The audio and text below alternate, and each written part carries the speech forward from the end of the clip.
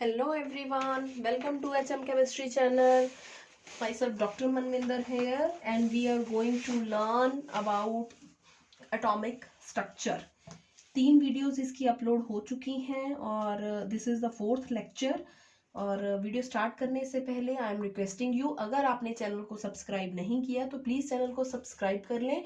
और अगर वीडियो अच्छी लगती है तो कमेंट में ज़रूर बताएं कि आपको वीडियो पसंद आ रही है।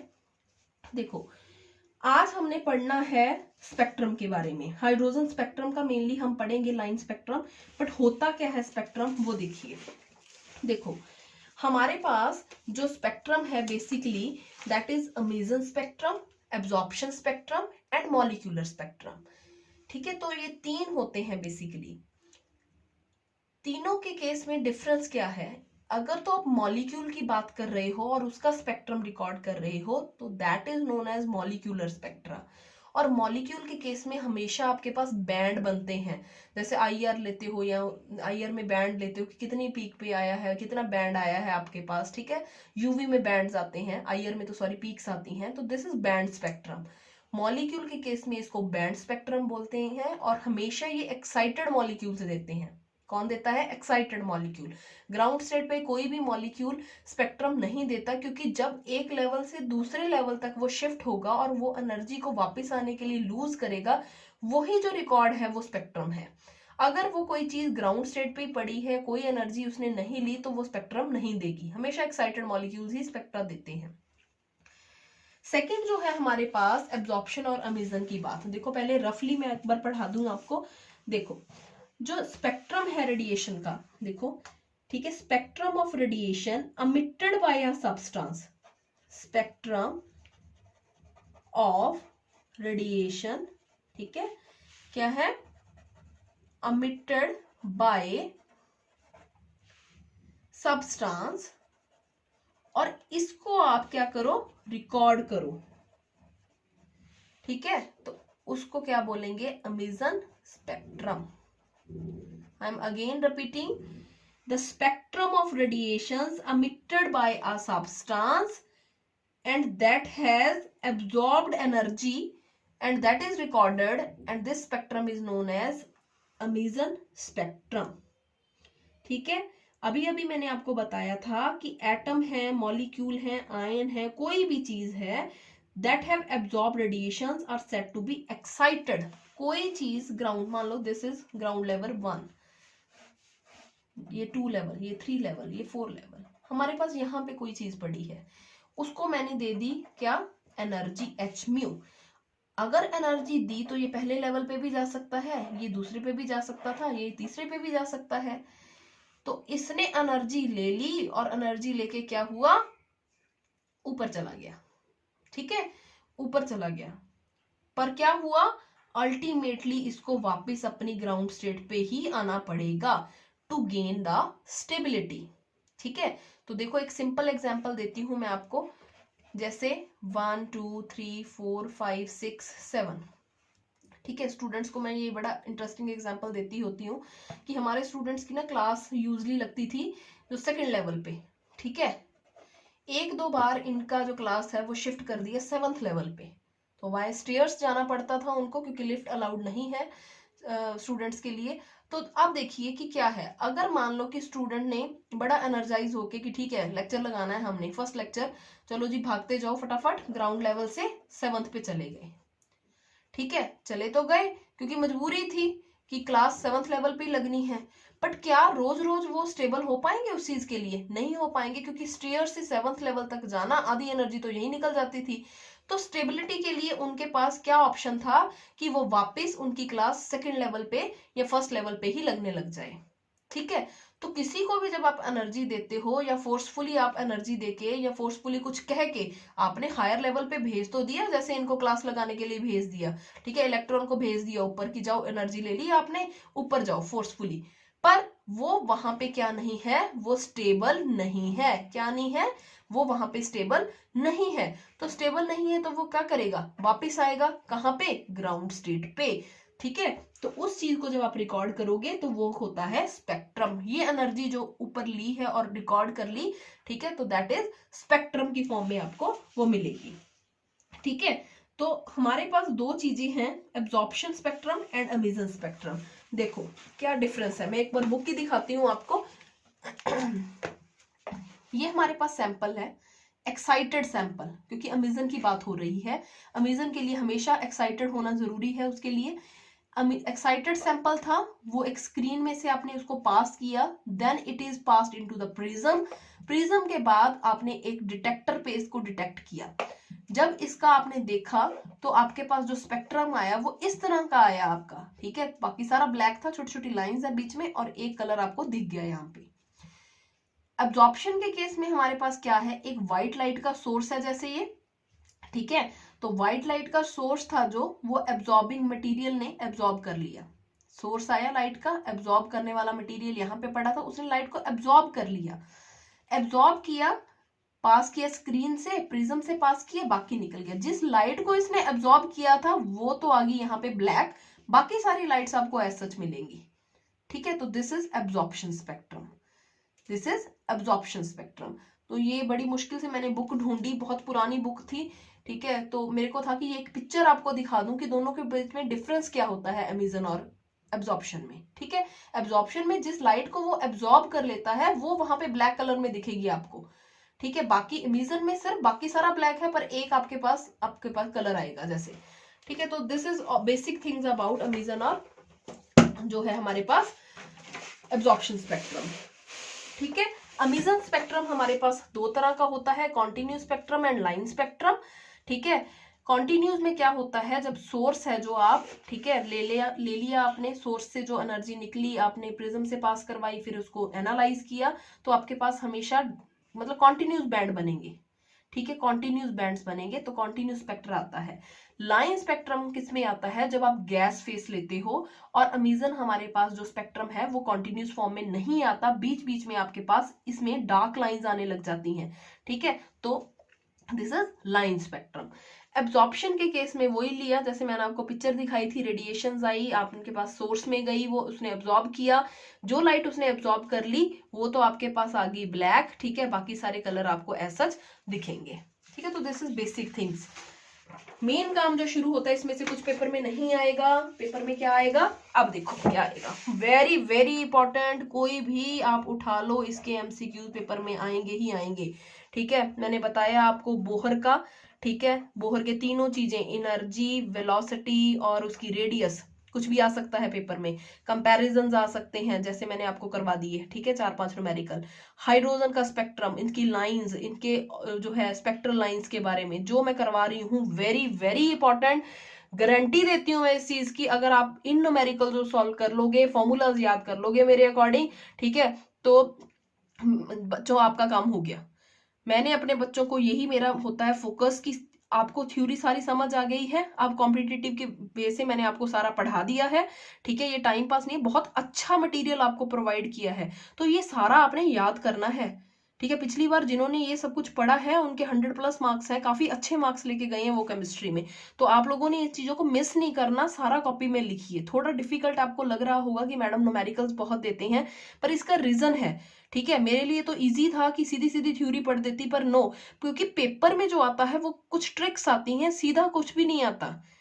और जो जो हमारे पास घुमा के वो क्वेश्चन डाल सकते थे वो मैंने पहले ही आपको वीडियो में करवा दिए हैं, ठीक है। हर तरह का न्यूमेरिकल आपको दिया गया है हर टॉपिक खत्म होने के बाद। चलिए, हाइड्रोजन स्पेक्ट्रम क्या होता है, देखिए। हाइड्रोजन स्पेक्ट्रम होता है, मान लो हाइड्रोजन गैस है, इलेक्ट्रिकल डिस्चार्ज किया तो सारे जो इलेक्ट्रॉन्स है इसके वो क्या हो गए, एक्साइटेड। तो एक्साइटेड ही चाहिए हमें एटम, मॉलिक्यूल या आयन, क्योंकि स्पेक्ट्रम एक्साइटेड मॉलिक्यूल्स का ही आता है, एक्साइटेड एटम्स का ही आता है, या एक्साइटेड आयंस का ही आता है। और उसको पास कर दिया एक स्लिट में से, स्लिट में से पास होने के बाद वो कहाँ गया, प्रिज्म में। प्रिज्म के बाद जब आपने उसको रिकॉर्ड कर लिया तो you are getting line spectrum, ठीक है। ऐसे कॉन्टिन्यूस लाइन स्पेक्ट्रम आ रहा है आपके पास। हमारे पास जो लाइन स्पेक्ट्रम हाइड्रोजन का आ रहा है, वहां पर हमारे पास 6 तरह की लाइंस होती हैं। बुक में आपके पास 5 तरह की दी होंगी, ठीक है, एनसीईआरटी में या प्रदीप्स में। प्लीज नोट कि ये 6 तरह की होती हैं, और 7th पे भी रिसर्च हो रही है, ठीक है। तो 6 तरह की तो हमारे पास आ चुकी हैं, Lyman series, Balmer series, Paschen series, Brackett series, Pfund series, Humphrey series, ठीक है। तो 6 तरह की हमारे पास सीरीज है। ये देखो अब मैंने 6 लेवल ड्रॉ कर लिए, N1 2 3 4 5 6। जो N1 वाला लेवल है पहला, ठीक है, लाइमन सीरीज का है। लाइमन के लिए N1 है जो वो 1 होगा क्योंकि बेस में ही है ये।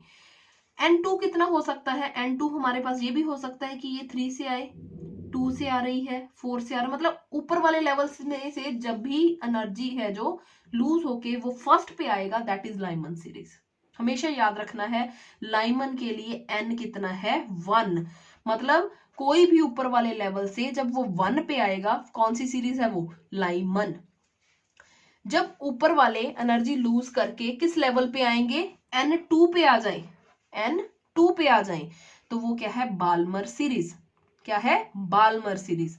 बाल्मर के केस में N1 हमारे पास 2 है क्योंकि ये शुरू ही यहां से होता है, और N2 कितना हो सकता है? वो थर्ड लेवल भी हो सकता है। इससे बढ़ा दो बाकी सारे लेवल, 2 से अप कर दो सारे, तो 3 4 5 6 7 8 9 10 एनीथिंग। पास्टन सीरीज थर्ड है ये, 1 2 थर्ड, ठीक है। तो N1 इसके लिए थर्ड है, थर्ड लेवल पे है ये, देखो N3 पे। 2 कितना होगा? ऊपर वाले सारे ले लो, 4 5 6 7 8 9, कोई भी हो सकता है। This is Paschen series. Brackett series में क्या होगा? ये इसके लिए N1 होता है फोर्थ लेवल पे। ऊपर वाला जब भी एनर्जी लूज करके यहाँ पे पहुंचेगा ऊपर वाले लेवल से, तो N2 कितना हो गया? 5 6 7 8 9 10 एनीथिंग। पफंड सीरीज होती है N5, बेस है जो इसका 5 होता है। N2 कितना हो सकता है? कोई भी हो सकता है, 6 7 8 9 10 एनीथिंग। हम्फ्री सीरीज में N1 कितना है? 6 है, और N2 हमारे पास 7 8 9 10 एनीथिंग हो सकता है। अब MCQs इसी में से ही आते हैं, बहुत बहुत इंपॉर्टेंट है। एक बार फिर सुनिए, लाइमन सीरीज में N1 जो है 1 होगा, बाल्मर में N1 2 होगा, पास्टन शुरू होता है 3 से, ब्रैकेट शुरू होती है 4 से, पफंड में 5, हम्फ्री में 6। N1 आपको पता चल गए इसके, तो N2 एक एक अप कर दीजिए, और कितना भी हो सकता है higher level. Lyman series appear होती है यूवी रीजन में, किसमें? यूवी में। बाल्मर सीरीज होती है विजिबल रीजन में, पास्टन सीरीज होती है आईआर में, ब्रैकेट भी आईआर में, पफंड भी आईआर में, और हम्फ्री सीरीज आपको शो होती है फार आईआर रीजन में। तो दिखती कौन सी है? सिर्फ बाल्मर रीजन दिखता है क्योंकि ये विजिबल रीजन में है, ठीक है। तो this is the basic thing जो हाइड्रोजन के स्पेक्ट्रम में ये 6 तरह की लाइंस हमें दिखी, ठीक है। तो इसी पे क्वेश्चन आएंगे जी। अब देखो कैसे, देखो calculation of lambda, wavelength, energy, frequency कैसे करोगे? देखो, delta E is equal to EN2 minus EN1 which is equal to 2.18 into 10⁻⁻18 Z square upon N1 square minus N2 square, ठीक है। तो कंपैरिजन करना होगा कि एक लेवल से वो दूसरे लेवल में इलेक्ट्रॉन कोई आ रहा है, इस सीरीज से इस सीरीज में शिफ्ट हो रहा है, तो एनर्जी बताओ जी कितनी डिफरेंस है। तो इस फॉर्मूला से आपने कैलकुलेट करनी है, और E हमारे पास hc अपॉन लैम्बडा होता है, ये हमें पता ही है। अब देखो, calculate the frequency of photon emitted during the transition of electron from n equal to 4 to n equal to 2 in the hydrogen spectrum. Fourth से वो सेकेंड लेवल में आ रहा है, ठीक है। तो अब देखो, बताओ मेरे को, n इज इक्वल टू 4 से n इक्वल टू 2, बेस 2 किसके लिए होता है? बाल्मर सीरीज के लिए, ठीक है। 2 किसके लिए होता है? बाल्मर के लिए। तो एनर्जी किसके बराबर आएगी? 2.18 10⁻⁻18, हाइड्रोजन है तो 1 स्क्वायर कर दो, यहाँ पे N1 2 है, N2 4 दिया हुआ है, ये दे ही रखा है आपने। तो सारा कुछ सॉल्व करने के बाद आपके पास आंसर आ जाएगा। सॉल्व कर लेना इसको, इस न्यूमेरिकल से ही करना है। H प्लैंक कांस्टेंट है, ये भी कांस्टेंट है आपके पास, तो सॉल्व कर लेना प्लीज इसको। Very very important thing, Rydberg formula. Rydberg formula 1890 में हमारे पास आया था, और इससे हम लैम्बडा कैलकुलेट करते हैं हाइड्रोजन स्पेक्ट्रम लाइन का। कैसे? जो हमारे पास वेव नंबर है that is equal to 1 upon lambda, and that is equal to R Z square which is equal to 1 upon N1 square minus N2 square, R Z square N1 1 upon N1 square minus 1 upon N2 square, ये formula है आपका। R Rydberg constant है, Z हमारे पास वही nuclear charge या atomic number ले लो आप, N1 और N2 एनर्जी लेवल्स हैं। तो रिडबर्ग कांस्टेंट जो होता है उसकी वैल्यू फिक्स है, जो आपने याद रखनी है, 109677.76 सेंटीमीटर इनवर्स। कितनी? 109 677, 109 677 5-6 बार बोल लिया करो, याद हो जाती है। 109677। कई बुक्स में इसको 109678 से भी लिखा होता है, और अप्रोक्सीमेटली जब न्यूमेरिकल्स हम करते हैं कई बार इससे जो है मल्टीप्लाई करना मुश्किल लगता है, तो सीधा आप 109700 भी ले सकते हो, ठीक है, सेंटीमीटर इनवर्स, या फिर 1.1 इंटू 10⁻⁷ मीटर -1, ठीक है। तो इसकी वैल्यू आप ये याद रख लो। चलो, उसके बाद आ गया आपके पास calculate the wavelength of first line of Balmer series of hydrogen spectrum. अब शुरू हो गया मेन काम, जहां से पेपर आएगा। Wavelength of first line of Balmer series of hydrogen spectrum. Balmer series, Lyman Balmer, ठीक है, तो लाइमन पहली थी, लाइमन बाल्मर, आगे क्या था, लाइमन बाल्मर, याद करो, मेरे को भी नहीं याद, भूल गई मैं। लाइमन बाल्मर, पाशन, फिर क्या था, ब्रैकेट, पफंड एंड हम्फ्री सीरीज, यही था ना। तो बाल्मर के केस में हमारे पास जो N1 है वो कितना है, 2, ठीक है। और फर्स्ट लाइन पूछा है, तो फर्स्ट लाइन ऑब्वियसली इसका 3 आएगा, एक ही लाइन आएगी ना बेचारे की, ये 2 है ये 3, तो 3 से जब 2 में आएगा तभी एक लाइन अपीयर हो रही है इसकी, ठीक है। तो N1 2 है, तो N2 कितना होगा, 3। 1/λ is equal to R Z square upon equal to sorry R Z square 1/N1 square minus N2 square. यहाँ पे वैल्यू पुट कर लो, Z कितना है हाइड्रोजन का, 1 है, N1 2 दिया हुआ है, N1 3 दिया हुआ है। जब सॉल्व करोगे कितना आ गया, 5R/36। तो लैम्डा निकालना है, तो ये आ गया। अब देखो एक चीज याद रखो, बड़ा इजी चीज बता रही हूँ, न्यूमेरिकल्स में जहां पे भी आपके पास 1/R आ जाए, ठीक है, ये नहीं कि सीधा 109 677 भर लिया फिर मल्टीप्लाई कर रहे हो। 1/R की वैल्यू सीधी याद रखो, ये है 9.12 10⁻⁻6, 9.12 10⁻⁻6। तो ये मैंने इसको सीधा मल्टीप्लाई कर दिया, कोई इसके साथ बड़ा मल्टीप्लाई करने की जरूरत नहीं है, तो टाइम बचता है इससे, ठीक है। तो ये याद कर लो। अब देखो, the calculate the frequency of last line of Lyman series of hydrogen spectrum. Last line of Lyman series है, पहली है, तो N1 तो होगा 1। लास्ट कितनी हो सकती है, लास्ट तो कोई भी हो सकता है लेवल, ठीक है, इन्फिनिटी लेवल तो इनफाइनाइट। तो यहाँ पे फ्रीक्वेंसी निकालनी है, कैसे निकालोगे, फॉर्मूला वही 1/λ is equal to R. Z कितना है हाइड्रोजन के लिए, 1, N1 कितना है, 1, N2 कितना था, इन्फिनिटी। तो जब इसको सॉल्व किया आपने, तो 1/λ इज इक्वल टू आ गया आर के बराबर, ठीक है। तो म्यू किसके बराबर होता है, C/λ के, ठीक है। देखो मैं कुछ भी नहीं लिख रही, C/λ, तो C 1/λ, 1/λ क्या था, R, तो R को इसके साथ मल्टीप्लाई कर दो वेलोसिटी ऑफ लाइट के साथ, तो आपके पास आंसर आ जाएगा, ठीक है। तो have a look upon it. चलिए जी, नेक्स्ट है हमारे पास calculate the wavelength of third line of Brackett series. Third line of Brackett, Lyman Balmer, Paschen, Brackett, Pfund, Humphrey, 1 2 3 4 5 6। कौन सी लाइन की बात हो रही है, Lyman Balmer Pfund Brackett, fourth line की।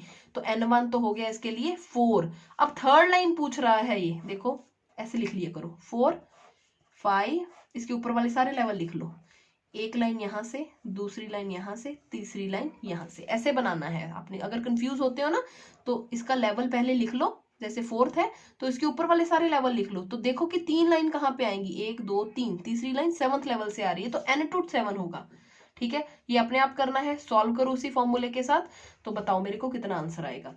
नेक्स्ट देखो, wave number of first line of Balmer series of hydrogen atom is 15200 centimetre inverse. First line Balmer के लिए, बाल्मर क्या था, ये वाला, ठीक है। N1 इसके लिए कितना होगा, 2। तो फर्स्ट लाइन किस पे आएगी, जब ये 3 है, ठीक है। तो कहता है कि हमारे पास 15200 दिया हुआ वैल्यू, इसका वेव नंबर है जो first line of lithium 2 positive के लिए कितना होगा। अब देखो, हाइड्रोजन के केस में wave number is equal to R Z square 1/N1 square minus 1/N2 square. Z1 है तो आपके पास ये आ गया, और वेव नंबर हमें दिया हुआ है 15200, ठीक है। लिथियम 2 पॉजिटिव के लिए फॉर्मूला सेम है, कुछ भी डिफरेंट नहीं है, बट Z की वैल्यू 3 स्क्वायर आएगी। 3 स्क्वायर को मैंने 9 बाहर निकाल दिया, बाकी सारा फॉर्मूला एज इट इज रहने दिया। अब देखो, अगर आप बच्चे क्या करते हैं, अप्रोच गलत करते हैं न्यूमेरिकल को, यहाँ पे वैल्यू पुट करने लग जाएंगे जी, कुछ नहीं करना। अब देखो आप, ये वाली चीज और ये वाली चीज सेम नहीं है, ये वाली चीज और ये वाली चीज सेम है, तो अगर ये दोनों सेम है तो ऊपर वाले की तो वैल्यू हमें पता है 15200 दी हुई है, तो 9 को सीधा 15200 से मल्टीप्लाई कर दो और आंसर आ गया हमारे पास लिथियम 2 पॉजिटिव के लिए। ठीक है, तो ऐसे क्वेश्चन आएंगे आपको, तो आपकी रिवीजन आपने करनी है। Last important thing, calculation of spectral lines. Calculation जब भी आपने स्पेक्ट्रल लाइंस की करनी है, सीधा फॉर्मूला याद रखो कि नंबर ऑफ स्पेक्ट्रल लाइन इसमें बताओ जी कितनी है, it is n2 minus n1, n2 minus n1 plus 1 upon 2, n1 n2 वही एनर्जी लेवल्स हो गए। अगर n1 हमारे पास 1 दिया हुआ है, n1 हमारे पास 1 दिया हुआ है, तो स्पेक्ट्रल लाइन ये वाला फॉर्मूला हमारे पास आ जाएगा n माइनस 1 अपॉन 2। ठीक है, तो यही फॉर्मूला एक याद रख लो, चाहे इससे भी काम चल जाएगा। Number of spectral line which falls in a particular series that is equal to n2 minus n1। Particular series में पूछा हो कि लाइमन सीरीज है, बाल्मर सीरीज है, उसमें सीधा पूछा हो तो n2 माइनस n1। ठीक है, तो ये 3 फॉर्मूले थे। अब एक न्यूमेरिकल कर लो इसके साथ का, देखो। In the hydrogen spectrum if electron moves from 7th to 1st orbit, कहता कि हाइड्रोजन स्पेक्ट्रम में इलेक्ट्रॉन मूव कर रहा है 7 to 1 orbit by the transition in multi step, then find out the total number of lines. Total number of lines, आप देखो total number of lines हमारे पास होंगी n2 minus n1, n2 minus n1 plus 1 upon 2। ठीक है, n2 higher level कितना है 7, n1 कितना है 1, तो इस फॉर्मूले को जब आपने यहाँ पे लगाया तो 21 लाइंस आएंगी हमारे पास स्पेक्ट्रम में। कितनी आएंगी 21। अब वो कैसे आएंगी ये देखो, लाइमन में हमारे पास हो सकता है कि वो सेकंड लेवल से 1 तक आए, बाल्मर शुरू ही 2 से होता है तो 2 से हमारे पास यहाँ पे आ रहा है, पास्चन में हमारे पास 3rd तक पहुंचेगा, ब्रैकेट में ये आ गया, तो इतनी लाइंस हमारे पास है, तो टोटल यहां से भी करोगे तो 21 आएगा। तो इस चीज में जाने की जरूरत नहीं है, थोड़ा डीपली जाना पड़ेगा, तो सीधा फॉर्मूला याद रखो 21। ठीक है, तो ड्रॉबैक्स हमारे पास जो बोहर मॉडल की थी वो क्या थी, इसने हमारे पास सिर्फ हाइड्रोजन के स्पेक्ट्रम को एक्सप्लेन किया, क्योंकि जहां पे भी हमने इतने बार बात की है वो सिर्फ हाइड्रोजन की है या हाइड्रोजन लाइक एटम्स की, ज्यादा हायर एटॉमिक नंबर वालों को एक्सप्लेन नहीं किया। सेकंड, इसने हमें ये नहीं बताया कि जो हमारे पास हाइड्रोजन के स्पेक्ट्रम में जो लाइंस आती हैं, फाइन लाइंस, वो क्यों आती हैं। ठीक है, वो कॉन्टिन्यूस नहीं है, वहां पे भी डार्क लाइंस हमारे पास आती हैं, तभी उसको लाइन स्पेक्ट्रम बोलते हैं। ठीक है, तो वो क्यों आती है इसने नहीं बताया। थर्ड फैक्टर इसका था कि हमारे पास अगर हम कोई मतलब एटम का स्पेक्ट्रम नोट कर रहे हैं और उसके ऊपर मैग्नेटिक फील्ड छोड़ दिया तो उसकी लाइंस है जो वो स्प्लिट हो जाएंगी। Splitting of spectral lines in the presence of magnetic field is known as Zeeman effect and splitting of spectral lines in the electric field is known as Stark effect. तो इन दोनों effects को भी Bohr ने explain नहीं किया। Fourth point था कि इसने हमारे पास मॉलिक्यूल्स कोवलेंटली बॉन्डेड हैं, वो कैसे बॉन्ड करते हैं और कैसे वो स्टेबल हो जाते हैं, इसका कुछ नहीं बताया स्पेक्ट्रम के थ्रू। फिफ्थ था उसने ड्यूल बिहेवियर मैटर का लिया ही नहीं, और अनसर्टेनिटी प्रिंसिपल था जो हाइजेनबर्ग, उसके ये अगेंस्ट था। कैसे अगेंस्ट है, क्योंकि हाइजेनबर्ग ने एनर्जी भी बता दी हमें, वेलोसिटी भी बता दी, रेडियस भी बता दी, पर हाइजेनबर्ग ये कहता था कि जो भी माइक्रोस्कोपिक पार्टिकल हैं, वेदर इलेक्ट्रॉन, प्रोटॉन, न्यूट्रॉन, जिनको आप आंखों से नहीं देख सकते, उनका आप पोजीशन और आप उसका मोमेंटम, ठीक है, पोजीशन एंड मोमेंटम, ठीक है, जिसमें आपके पास ये दोनों चीजें आप इकट्ठी कभी भी नोट कर ही नहीं सकते।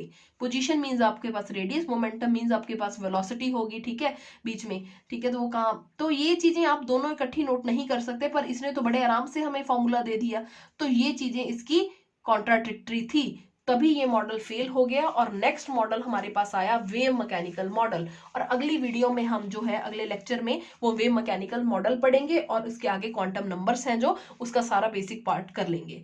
तो आई होप कि आपने इसको अच्छे से समझ लिया और वैरायटी ऑफ न्यूमेरिकल्स को भी आपने देख लिया। बस आपने करना क्या है, कॉपी खोल के इसको नोट करना है और इसके न्यूमेरिकल्स के लिए सिर्फ एक जगह बैठ के पहले जो है सारे शॉर्टकट्स फॉर्मूलेस के एक बार नोट कर लो और 5-6 बार इसको लिख के देखो। जितना लिखोगे उतना ही माइंड में सेट होगा और डेफिनेटली आप इसको अप्रोच कर पाओगे, क्योंकि इसके बाहर इसके और वैरायटी न्यूमेरिकल्स की नहीं बनती।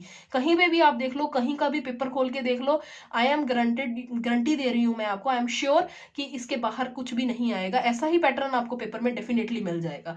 ठीक है, तो अगर वीडियो पसंद आई तो क्या करना है, लाइक, और प्लीज कमेंट करके बताना है कि कैसे समझ आ रहा है आपको, ठीक है। मेरे को बड़ा अच्छा लगता है जब आप बताते हो कि हाँ जी हमें समझ आ रहा है। आई एम वेरी हैप्पी जब मैं आपके कमेंट्स देखती हूँ, ठीक है, क्योंकि वीडियो बनाने में, इतना अच्छा अच्छा मैटर लिखने में, कलर करने में और अलग अलग पेन्स यूज करने में बड़ा टाइम लगता है। तो प्लीज मेरे को मोटिवेशन दे दिया करो, जब आप कमेंट लिखते हो तो I feel very very happy.